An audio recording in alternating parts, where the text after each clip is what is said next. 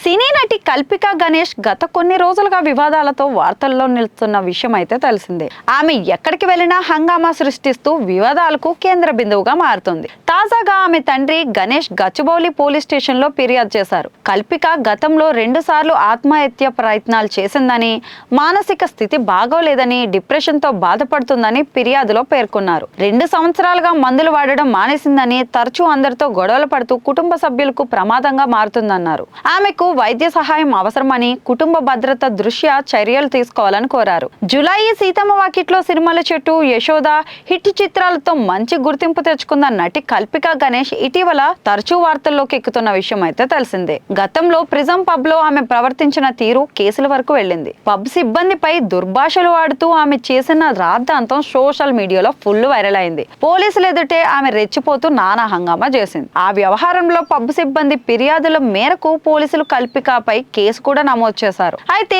తాజాగా హైదరాబాద్ నగరం శివారులో ఒక రిసార్ట్ లో ఆమె అలాగే ప్రవర్తించింది.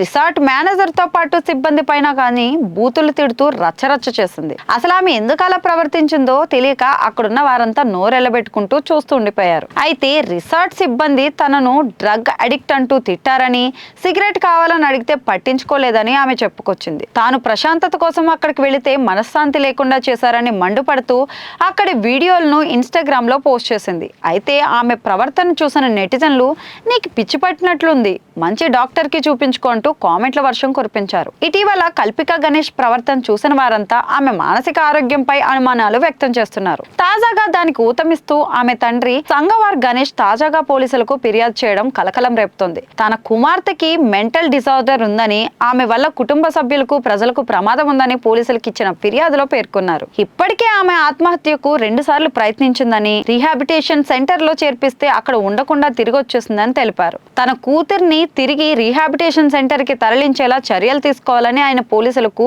లిఖిత పూర్వక ఫిర్యాదు అయితే అందజేశారు. కల్పిక గురించి స్వయంగా తండ్రే పోలీసుకు ఫిర్యాదు ఇవ్వడంతో ఈ వార్త సోషల్ మీడియాలో వైరల్ అవుతుంది. ఆమె ప్రవర్తన చూస్తే మానసిక పరిస్థితి బాగోలేదని తెలుస్తుంది. ఇప్పుడు కన్న తండ్రి కూడా అదే చెప్పడంతో ఆమెను వెంటనే ఆసుపత్రిలోకి చేర్పించాలని నెటిజన్లు అయితే అంటున్నారు.